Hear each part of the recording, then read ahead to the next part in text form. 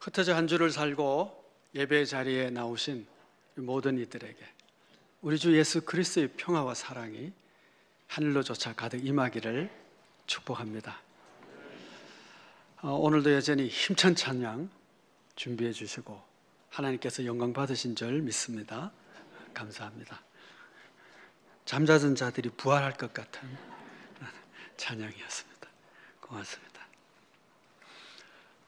우리가 야고보서를 공부하는 가운데 있다가 이제 한 2주 절기 설교를 했습니다. 고난 주간에 맞춰서 종료주일 설교를 했고 부활절에 맞춰서 부활절 설교를 하고 이제 다시 야고보서로 돌아왔습니다.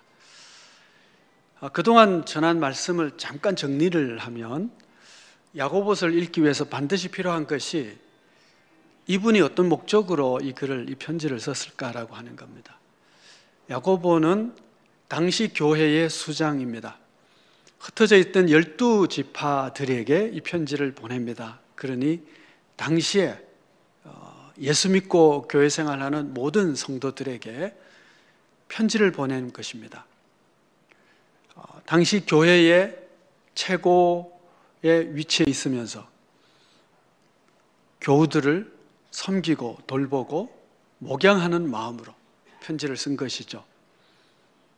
그래서 우리는 이 편지를 통해서 이미 믿음을 가지고 있는 사람들이 어떻게 믿음 생활을 하고 그 믿음으로 교회를 섬긴다는 것은 또 어떻게 해야 하느냐 하는 목양하는 야고보를 통해서 믿음의 참된 모습을 배우게 되는 것입니다.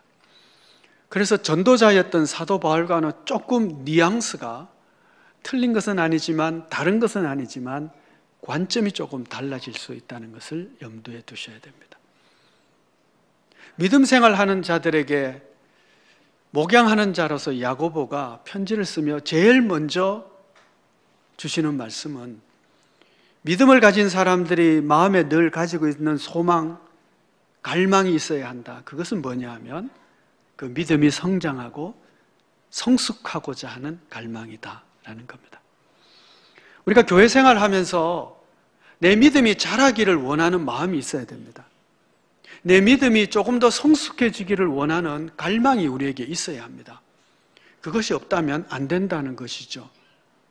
아마 야고보가 볼 때도 그 초대교회 성도들이 뜨겁게 믿음 생활을 한다고 하지만 그 믿음이 여전히 어린아이의 수준에 머물러 있는 것을 보면서 안타까운 마음이 있었던 것 같습니다.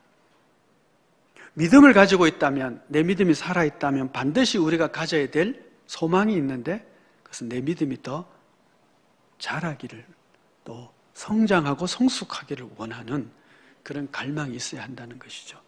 그러면서 우리의 믿음이 성장하고 자라는데 굉장히 좋은 그런 길이 하나 있는데 그것이 바로 고난이다라고 말합니다. 그래서 고난을 만나면, 시련을 만나면 기뻐하고 즐거워하라고 권면하고 있습니다. 그 고난을 통해서 우리의 믿음이 성장하고 또 성숙하는 데 발판이 되기 때문에 그런 것이죠. 기도할 수 있고요.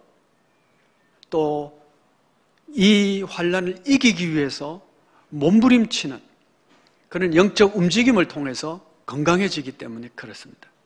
마치 이와 비슷하죠.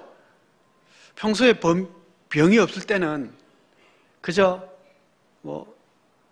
별로 절제 없이 살다가 몸이 아파서 병원에 가면 당신 이러하니 앞으로 먹는 거 이렇게 조심하고 운동을 이렇게 하시고 이렇게 처방을 내려주죠. 그러면 마음에 경각심을 갖고 좀 더 건강하기 위해서 힘쓰는 것과 비슷한 것입니다. 그러니 여러분, 지금 혹시 육체적으로, 영적으로, 마음적으로 힘들고 어려운 시련과 시험이 있다면 시험으로 끝나지 않고 시련으로 끝나는 것이 아니라 이 시련으로 인해서 믿음이 한 단계 더 업그레이드 될 수 있는 기회로 삼을 수 있게 되기를 축복합니다. 그냥 고난만 겪고 그냥 끝난다면 너무 손해잖아요. 우리 믿는 사람들은 고난을 통해서도 믿음이 더 성장할 수 있는 밑거름이 되니 그렇게 되어지기를 축복합니다. 두 번째 권면하는 말씀은 뭐냐 하면 너가 믿음이 있다면 그것이 행함으로 한번 증명해 봐라 라고 하는 것입니다. 사과나무라고 심었는데 이 나무가 자라면서 잎이 피고 꽃이 피고 열매가 맺는데 사과나무 열매를 잘 맺어요. 그러면 이 사과나무가 살아있구나. 그렇게 증명이 되는 것이죠. 그런데 사과나무라고 심었는데 잎도 안 피고 꽃도 안 피고 열매도 없고 그냥 그대로 있으면 그건 죽은 나무인 것이죠. 마찬가지로 너가 참으로 믿음이 있다면 그 믿음이 너의 행함 속에서 증명이 되어져야 된다 라고 권면하고 있습니다. 초대교회 성도뿐 아니라 우리 모두도 이 도전을 받게 됩니다. 내 믿음이 증명되어지는 곳은 나의 행함으로 증명되어집니다. 나의 언행심사 모든 것을 통해서 사람들은 우리를 보고 평가할 것입니다. 제가 참된 믿음을 가진 자 맞다. 저 사람은 좀 수상해. 아닌 것 같아. 그럴 수도 있겠죠. 우리가 믿음 얘기할 때에 그 믿음이 나의 행동 속에서 증명되어지는지를 보고 내 믿음이 참된 믿음임을 확인하는 것이 필요하다고 말합니다. 세 번째는 너가 참으로 믿는 자냐? 그리고 너가 성숙한 자냐? 그것을 테스트할 수 있는 참 중요한 테스트장이 있는데, 시험장이 있는데 그것이 바로 너의 언어 생활이다라고 말합니다. 지난 한 주 동안 여러분 언어가 어땠습니까? 말을 어떻게 사용했습니까? 그거 보면 내 믿음이 아직도 여전히 유치한 상태에 있는지 아니면 내 믿음이 조금 성숙했는지 알 수 있다는 것이죠. 그러면서 너희가 많이 선생되려 하지 말라고 그럽니다. 선생이 되려면 두 가지가 필요하답니다. 하나는 온전해야 되고 두 번째는 지혜와 총명이 있어야 된다고 야고보는 말씀합니다. 그런데 우리가 온전하지 못하다는 거예요. 우리가 실수가 많다는 것이죠.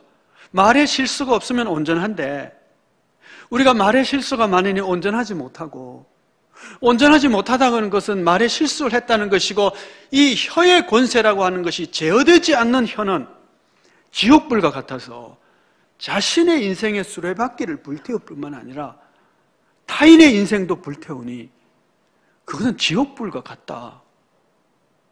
그렇게 말합니다. 여러분, 온전하지 못한 자의 말은 자기와 이웃을 해치게 됩니다. 그러니 말 많은 자가 되면 안 되겠죠. 내가 온전하지 못하니까 그러지 말라고 하는 것입니다. 조심해라는 거죠.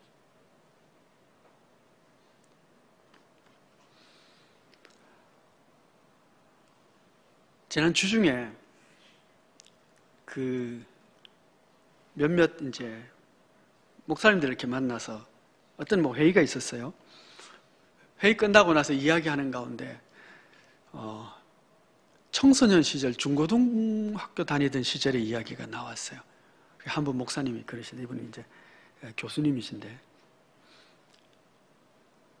자기 학교 다닐 때 기억에 남는 어느 학교든지 그 학교에 아주 무서운 선생님이 한 분씩 계시잖아요. 여러 명 계실 수도 있고 한 분도 있는데 이 선생님은 진짜 무서웠다는 거예요. 수업 시간에 50분 수업에 40분 동안 꼼짝 못하고 차렸다. 움직이면 하면 바로 그냥 몽둥이에 날아오는 거예요. 너무너무 그냥 아주 폭력이 심하고 무서운 선생님이셨다는 거죠. 자기 동기들 얘기하면 다 그 선생님 하면 와 이런다. 그런데 더 놀라운 것은 이분이 목사님이 됐다는 거예요. 자기 생각이 그렇대요. 어떻게 이런 사람이 목사가 될 수 있을까? 그러면서 아직도 그분이 이름이 기억이 난다면서 이름을 얘기하는데 제가 아는 목사님이시죠. 제가 잘 아는 목사님이에요. 그리고 정말 목숨 바쳐 선교 사역을 감당하는 선교사였어요. 아니, 그 내가 아는 분인데 그분이 그분인가? 이름이 특별하기 때문에 뭐 다른 분 생각할 수가 없는데 추적을 해보니까 그분이 맞는 것 같아요. 변하여 새 사람 된 것 같아요. 여러분, 선생이 된다고 하는 것은 실수가 없는 온전한 사람이어야 하는데 우리 모두가 온전하기가 힘들잖아요. 그러니 언어의 절제를 하고 많이 선생되려 하지 않은 것이 옳은 것이죠. 지난 수요일에 소비 묵상이 우리 성경이 시편 19편이었습니다. 그 시인이 이렇게 노래해요. 자기 허물을 능히 깨달을 자 누구리요? 나로 숨은 허물을 깨달아 깨끗하게 하소서. 자기 허물을 깨달을 자 누구리요? 깨달을 자가 없다는 거예요. 여러분, 허물을 깨닫는 것은 은혜입니다. 근데 허물을 깨닫지 못하면 어떠해요? 회개하지 못하면 여전히 그 허물을 가지고 살 텐데, 본인은 몰라도 남들은 다 아는데 그 허물을 가지고 여전히 자기는 그저 의롭다, 올바르다, 그렇게 교만하게 살아가는 죄를 범하는 것이죠. 우리 모두가 온전하지를 못해요. 주님이 깨닫게 해주지 않으면 나는 의인인 줄 알아요. 아닌데 사실은 자기만 모르고 남은 다 아는 그런 허물들을 가지고 있으면서 아주 오만해지는 거죠. 사실은 망하는 거죠. 그러니 너희가 많이 선생되려 하지 말고, 우리가 말에 실수가 없을 수 없으니 늘 혀를 절제하고 조심해서 더 온전한 사람이 되려고, 더 성숙한 사람이 되려고 힘쓰라는 것이죠. 선생이 되려면 좀 온전해야 돼요. 그렇죠? 두 번째는 지혜와 총명이 있어야 된다고 말씀합니다. 그런데 이 지혜와 총명도 땅에 속한 것이 있고 하늘에 속한 것이 있다고 그랬어요. 지난번에 나눈 말씀은 땅에 속한 지혜에 대한 이야기였습니다. 제가 결론에서 불의한 청지기 이야기, 예수님의 불의한 청지기 이야기를 나누었습니다. 이 불의한 청지기가 주인의 재산에 막대한 손해를 끼칩니다. 뭐 차용증서를 막 바꿔가지고, 그런데 이것을 알고도 주인은 뭐라고 얘기하느냐 하면 그거 참 지혜롭네 라고 말한다는 거죠. 그러면서 결론이 뭐예요? 이 세대의 아들들은 하나님의 아들들보다 이 세대에서 더 지혜롭다. 여러분, 당연한 거예요. 하나님의 아들들은 하나님의 허물을 깨닫게 해주시고 하나님이 알게 해주시는 진리의 말씀에 따라 내 삶을 제어를 해요. 넘어서는 안 되는 선들을 가지고 있습니다. 규정, 율법, 십계명, 말씀, 신앙 양심, 이걸 벗어나면 안 되잖아요. 우리는 하나님의 사람들이니까. 그래서 우리의 지혜와 행함이라고 하는 게 이렇게 딱 선이 있어요. 그런데 세상 사람들은 이 선이 없잖아요. 십계명 안 지켜도 되니까 막 건들. 나쁜 놈들은 아예 선이 없어요. 그래가지고 자기 하고 싶은 대로 자기 유익을 댄다면 무슨 짓이든지, 남이야 죽든지 뭐 살든지 상관없는 거예요. 그러니 그런 사람과 대결해서 어떻게 이기겠어, 그렇죠? 이 세대의 사람들을 하나님의 사람들이 이길 수가 없어요. 그런데 여러분, 진짜 지혜라고 하는 것은 뭐냐 하면, 내일을 준비하는 데 있어서는 우리가 세상 사람들과 게임이 안 되지만 내일이 확장된 뭐라고요?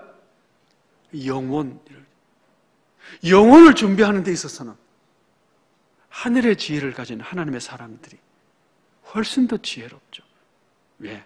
그날이 되면 그가 내일 준비한다고 했던 불의한 일들이 다 드러날 것이고 하나님의 엄중한 심판을 받을 것이지만, 하나님의 계명대로 산 우리는 그날의 영광과 칭찬과 면류관을 받을 것이기 때문에 그렇습니다.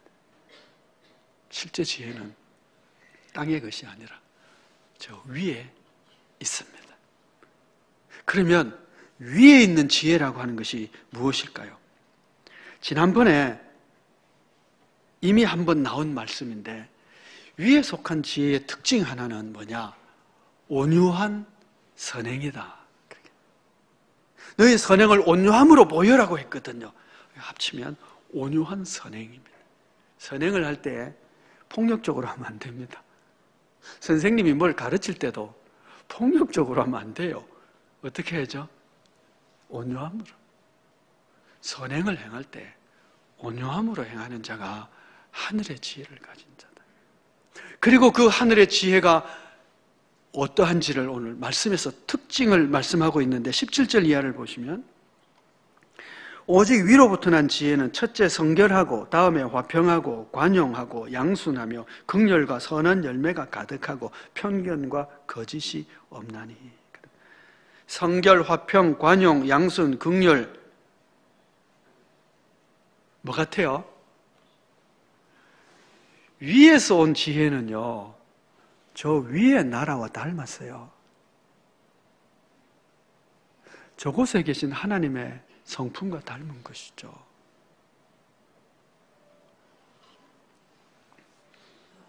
예전에 이제 몇몇 분들하고 일본 여행을 갔습니다.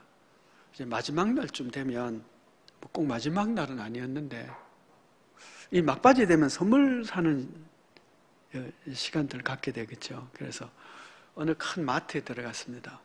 그래서 뭐 그러는데 쭉 나오다가 이제 계산대 앞에쯤 가니까 전자제품들이 있는데 보니까 소형 면도기, 전기 면도기가 있어가지고 이거 좋네 그랬더니 옆에 사람들이 다 이제 그걸 이제 뭐 선물한다고 막 모았어요. 그랬더니 그 이제 안내하던 이제 함께 간 목사님 한 분이 그거 다음 도시에 가면 더 쌉니다. 더 싸다는 거예요. 그래가지고 안 샀어요. 근데 저는 그 여행을 가면 보일 때 안 사면 그 다음에는 못 삽니다. 그럴 때가 대부분이에요. 조금 눈에 보이면 그냥 사는 게 낫죠. 그래서 이거는 그냥 사야 되겠다. 다음 없을지도 몰라. 그래가지고 이제 딱 들고는 뒤를 딱 봤어요. 뒤를 봤더니 어디서 만든지 나오잖아요. 메이드 인, 뭐 차 혹은 또 배 이러면 이제 안 사죠. 근데 메이드 인 저펜이었어요. 이게 내수용품이에요. 그러면 살만하다. 이게 일본 자체 안에서 만들었으니까. 그래서 샀어요. 아주 뭐 잘 쓰고 있습니다, 지금까지. 여러분, 이 땅에 속한 것과 하늘에서 만든 것과는 달라요. 땅에 속한 것은 분쟁과 다툼과 시기와 질투와 이런 것들이라면 저 하늘에서 온 지혜는 완전히 다른 모습이잖아요. 하나님의 성품을 닮고 성결하고 화평하고. 성결한 건 당연하죠. 하나님의 나라니까 뭐 거룩할 겁니다. 화평, 이것도 너무 당연해요. 왜냐하면 하나님께서 하신 일이 화평의 사역이거든요. 하나님과 죄인 사이가 틀어져 버리자 하나님이 하신 첫 번째 일은 뭐예요? 그 틀어진 사이를 다시 화목시키기 위해서 그 아들을 십자가에 보내서 죽게 하는 구속사를 시작하시거든요. 그래서 하나님과 우리 사이에 화평의 다리를 놓아주시고 문을 열어주시잖아요. 그래서 화평케 하는 자는 복이 있나니 저가 하나님의 아들이라 일컬음을 받을 것이요. 하나님의 아들들은 당연히 하나님을 닮은 성품이 있는데 그 뭐냐? 화평케 하는 자, 화평을 만드는 자, 분쟁과 다툼이 있는 곳에 평화를 만드는 자, 하나님의 아들들이 하는 일이죠. 왜? 하나님이 하신 일이 화평이니까요. 관용, 너그러운 자 있죠. 양순, 국어사전에서 양순을 찾아보니까요, 설명을 이렇게 해놨더라고요. 어질고 순하다. 어질고 순하다. 여러분, 어질고 순한 사람이 하나님의 성품을 닮은 하늘의 지혜의 사람입니다. 유학자들이 가지고 있는 5가지 덕목이 있는데, 첫째가 온화, 두 번째가 양순, 세 번째가 공손. 예수님하고 뭐 좀 아는 것 같아요. 그죠? 예수님한테 배웠는지 몰라요. 온화하고 양순하고 공손하고 이런 것들을 유학자가 가지고 있는 5개 덕목. 여러분, 우리는 유학을 하는 사람들보다 훨씬 수준이 높아야 되는 하나님을 닮은 사람들이잖아요. 양순해야 돼요. 오진 사람들. 그런데 첫 번째가 뭐냐면 성결입니다. 첫 번째가. 이 성결, 거룩하다는 것은 하나님의 본질에 속했습니다. 그래서 내가 거룩하니 너희도 거룩하다고 그러거든요. 이 거룩함은 하나님의 성품이고 하나님의 지혜입니다. 그 첫 번째 지혜의 특성이 성결함이라고 말합니다. 출애굽기를 보면 그 대제사장이 입는 옷을 만들잖아요. 그 옷을 기름 부어서 이제 성결하게 해서 이제 제사장이 집례할 때 그걸 다 입게 하는데, 그 머리에 쓰는 관이 있어요. 이 면류관 같은 관, 여기 금으로 만들어서 딱 쓰는데, 이 금으로 만들고 여기다 글을 하나 쓰게 돼 있어요. 여호와께 성결이라고 하는. 이 앞에 있는 히브리어 이겁니다. 여호와께 성결을 딱 써서 이 제사장이 이 제사장 직무를 하기 위해서 대제사장이 이걸 쓸 때마다 자신의 성결함을 돌아봐야 되고, 모든 백성들이 제사에 참여할 때마다 제사장이 성결할 뿐만 아니라 하나님이 우리를 성결함으로 부르셨다라고는, 우리 민족이, 하나님의 택한 백성은 거룩한 민족이야, 거룩한 백성이야, 우리는 거룩해야 돼 라고 하는 것을 인식하고 그렇게 살도록 하기 위한 시청과 교육을 하는 것이죠. 제사장이 거룩해야죠. 마찬가지로 이 제사를 드리는 주의 백성들도 거룩해야죠. 그것이 그들이 가지고 있는 첫 번째 특성이어야 합니다. 행동의 특성이어야 되고 지혜의 특성이어야 하는 것이죠. 타인이 볼 때도, 이방 민족이 볼 때도 거룩한 민족이구나, 저는 역시 거룩하구나, 하나님을 닮았구나, 이렇게 인정받아야 되는 것처럼 오늘 우리도 하늘의 지혜를 갖는다면 첫째로 성결한 지혜를 가진 자, 하나님의 성품을 닮은 자 되어야 한다는 것입니다. 작년 말에 발표된 한국교회 트렌드 2023이라고 하는 책에 의하면 여러 가지 데이터들을 이렇게 종합을 해놨는데, 일반 시민들에게 물었습니다. 개신교 하면 떠오르는 이미지가 뭐냐? 라고 했을 때 첫 번째가 배타적이다, 두 번째 물질적이다, 세 번째 위선적이다, 이렇게 나왔습니다. 우리는 아니야 라고 아무리 우겨도요, 그건 우리끼리 하는 얘기고, 시민들이 생각하는 인상은, 이게 미디어에, 뉴스에 영향이 너무 크지만, 뉴스에 나오는 그 사고치는 인간들이 너무 많아서 그렇지만, 어떻든 그들이 생각하는 한국 개신교의 이미지는 배타적이고 물질적이고 위선적이다.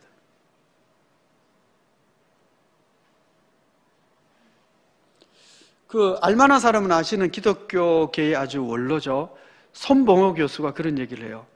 기독교 역사상 가장 타락한 교회가 한국교회다고. 여러분은 인정 안 할지 몰라도 저는 인정을. 왜냐하면 저는 훨씬 교회 깊이 잘 알고 있는 사람이니까. 교계의 일들을 아니까. 정말 그럴지 모르겠다는 생각을 해봐요. 배타적이고 물질적이고 위선적이다.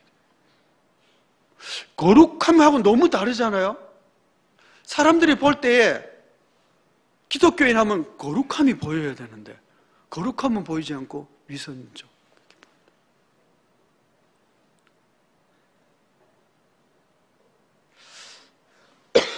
한국 교회만 그런 거 아니고요. 미국 교회도 그렇던데 3월 30일자 더 미션이라는 미디어 기사에 의하면 미국의 여론조사 기관인 바니그룹에서 조사를 했는데 미국의 무신론자들에게 기독교 신앙을 의심하는 이유가 뭐냐, 기독교를 신뢰하지 않는 이유가 뭐냐라고 물었을 때 10명 가운데 4명이 종교인의 위선으로 나왔습니다. 하나님의 가장 우선되는 특징이 거룩함인데 그를 믿고 따르는 성도들에게 나타나는 모습은 위선이라면 우리는 너무 지금 다른 모습으로 살아가고 있는 것입니다. 우리 기도해야 될 것 같아요. 하나님이여, 우리의 위선을, 우리의 허물을 알게 하여 주옵소서.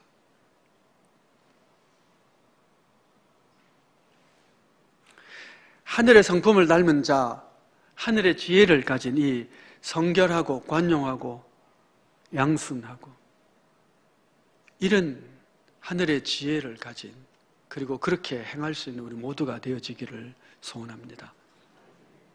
그런데 오늘 말씀에 더 주목하고 싶은 말씀이 18절 말씀입니다.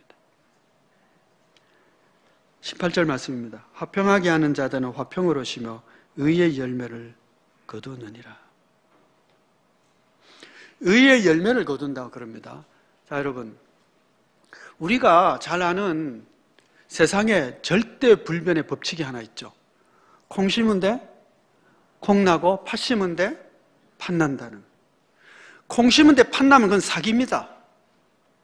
팥을 심었는데 콩을 거둘 수 있다고 말하는 자는 그건 진짜 사기꾼이고 거짓말장이고 뭔가 수술을 부린 것인지 절대 그럴 수 없다는 걸 우리는 압니다. 콩을 심어야 콩을 거두고 팥을 심어야 팥을 거둡니다. 다르게 될 수가 없어요. 의의 열매를 거둔다는 얘기는 뭘 심었다는 얘기입니까? 그러면 의를 심었다는 얘기예요.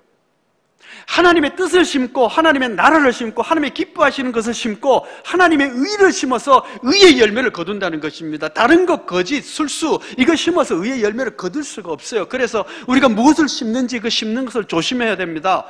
의를 심어야 의의 열매를 거둬요. 다르게 갈 수가 없습니다. 하나님의 선한 뜻을 심어야지 자기 뜻을 심어서 의의 열매 맺을 수 없어요. 그런데 참 중요한 것은 뭐냐면 의를 심어야 의의 열매를 거두는데 의를 심을 때 어떻게 심느냐는 것도 중요하다는 겁니다. 오늘 말씀이 뭐라고 그러냐? 화평으로 심어 의의 열매를 거두느니라 그래요. 여러분, 콩을 심고 팥을 심을 때 그냥 막 뿌려놓고 심어놓으면 그게 자라나고 열매를 거둘 수 있습니까? 아니에요. 조심스럽게 고랑을 파고 이랑을 이렇게 북을 두두고 그리고 파서 그리고는 하나를 심고 조심스럽게 북을 이렇게 두두고 다듬어 주고 이렇게 잘 심어야 거두어지는 것이죠. 그게 자라게 되는, 그 다음에 잘 관리를 해야 되는 것처럼 의를 심을 때 어떻게 심느냐? 화평함으로 심어야 의의 열매를 거둔다는 것입니다. 우리는 의를 심을 때 잘못 심을 때가 너무 많아서 의를 거두지 못할 때가 있다는 것이죠. 예를 들어 보겠습니다.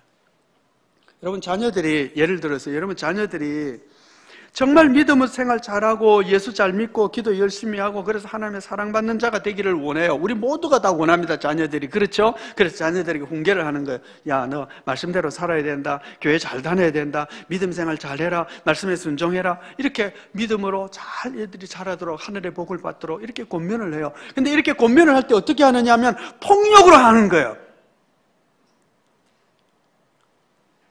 너 오늘 교회 갔어 안 갔어? 예배 드렸어 안 드렸어? 내가 말했지 안 했지? 했어 안 했어? 자식이 말이야, 오늘도 예배당에 안 가? 주 패는 거지.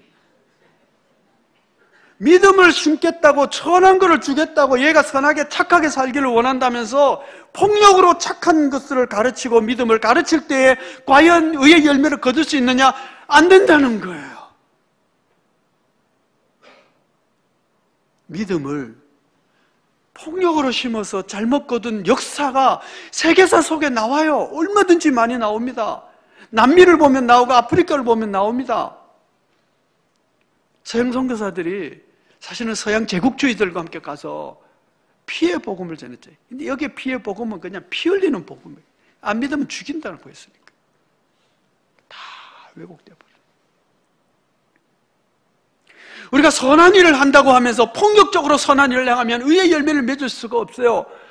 선한 일만큼 심을 때 어떻게 해요? 온유함으로, 겸손함으로, 화평함으로. 부부가 서로 어떤 일을 한다고 합시다. 그런데 이게 정말 하나님이 기뻐하시는 의로운 일이에요. 그 의로운 일을 행할 때 어떻게 해요? 가족들 다 모아놓고는 이게 진짜 맞는 하나님이 기뻐하시는 일이야. 다 나를 따르라. 안 따르면 그냥 집 나가. 호적 파버릴 거야.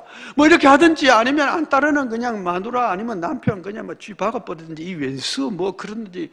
그래가지고는 안 된다는 거예요. 아무리 선한 뜻이고 하나님이 기뻐하신 뜻이라도 그 어떻게 심으라?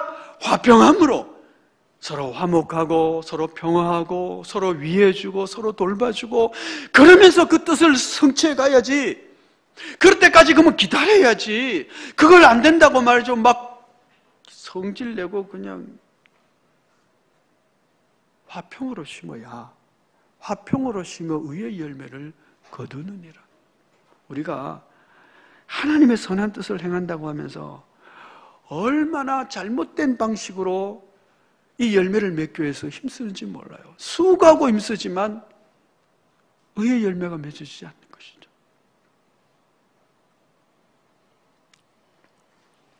제가 아는 우리 노예 어느 목사님은 그 드라마들 중에 막 이렇게 뜨는 드라마 있잖아요, 그죠? 그때 막 뜨는, 요즘 뭐가 뜨는지 모르겠지만 어쨌든 이렇게 막 뜰 때 사람들이 뭐 만나면 얘기하잖아요. 아, 그 주인공 요즘 어떻고 누가 나쁜 놈일까 뭐 이런 거 얘기하는데 자기는 안 본대요. 그때 언제 보느냐, 드라마 다 끝나고 결론이 나면 그때 이제 다시 본대, 처음부터 다. 왜냐면 결론이 다 나니까 주인공이 어떻게 됐고 나쁜 놈 누군지 알고 그 나쁜 놈이 어떻게 이렇게 해서 벌 받는지 다 알고, 다 알고 보면 스트레스를 덜 받는다는 거예요. 그 외에 쓸데없이 매주마다 그거 본다고 스트레스를, 어느 놈이 나쁜 놈일까, 저 나쁜 놈 어떻게 처리될까, 그거 본다고 골치 아프게 하냐. 성도 여러분, 저는 우리 믿음으로 살아가는 성도의 삶도 이와 같다고 생각합니다. 결론이 나 있어요. 하나님의 나라라고 하는, 영생에 참여한다고 하는 결론이 나 있어요. 또 결론까지 가는 동안 하나님께서 나를 지켜주시고, 전능하신 하나님이, 사랑 많은 아버지가 나를 지켜주시고 보호하여 주신다는 사실을 우리가 알고 있어요. 하나님이 지켜보고 계신다는 것에 스트레스 받는 사람도 있겠죠. 나쁜 짓 하려는 사람들. 그런데 사랑과 긍휼과 자비가 많은 능력의 하나님이 나를 지켜보고 있다는 것은 우리가 얼마나 안심하고 세상을 살아도 되는지 몰라요. 아이들이 놀이터에서 막 놀아요. 그러다가 이끌리게 자꾸 보죠. 엄마가 어딘지 아빠가 어딘지, 아빠가 보고 있으면 안심하고 또 막 노는 거예요. 그처럼 우리가 인생을 그렇게 행복하게 즐겁게 살 수 없을까요? 하나님이 우리를 지켜보고 계신데. 결국 하나님이 우리를 이끄시고 인도하실 것이고, 마지막 날 영광의 날에 우리가 참여하게 된다고 한다면, 어떤 일을 할 때 굳이 거짓말을 하고 사기를 치고 남을 해롭게 하면서까지 그 목적을 이루려고 할 필요가 전혀 없지 않느냐는 말씀입니다. 하나님께서 우리를 도와주시는데 그냥 정직하고 착하고 너그럽게 순하게, 어떤 때는 긍휼과 자비를 베풀며 어떨 때는 넘어서는 안 되는 선을 넘지 않기 위해서 손해도 보면서 그렇게 하나님의 성품을 닮은 모습으로 살아도 우리는 충분히 승리할 수 있지 않을까요? 하나님이 우리 하나님이시고 날 보고 계시고 지켜주시고 이끌어 주신다고 믿는다면, 착하게 살아도, 베풀며 살아도, 손해보고 살아도 우리는 충분히 승리할 수 있습니다. 그리 아니하셔도 마지막 날 하나님 앞에 가면 잘했다 칭찬할 거예요. 너 그때 손해본 거 잘했어.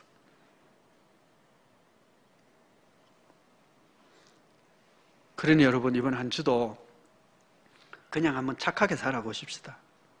그냥 신실하고 거룩하게 성결함으로 한번 살아보십시다. 위로부터 난 지혜는 성결하고 화평하고 너그럽고 순하고 부드럽고 긍휼과 선한 열매가 가득하다고 했습니다. 이 하늘의 지혜를 쫓아가야 의의 열매를 맺고 칭찬받을 수 있으니, 이번 한 주는 소금으로 빛으로 하늘의 지혜로 살아갈 수 있는, 그리고 모두가 다 되어지기를 축복합니다. 기도하겠습니다. 은혜로우신 아버지 하나님, 위로부터 난 지혜를 가지고 저희가 살기를 원합니다. 성결함으로 살기를 원하는 우리의 허물을 알게 하여 주시고, 우리가 회개할 때마다 그리스도의 보혈로 덮어 정결케 하여 주시며, 그렇게 성결함으로 화평하며 관용하며